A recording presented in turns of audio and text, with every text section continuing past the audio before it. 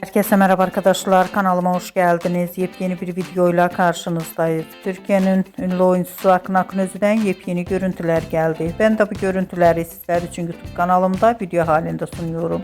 Umarım beğenirsiniz. Arkadaşlar, videomu beğendiyseniz kanalımı izlemeyi ve bildirim butonuna basmayı unutmayın.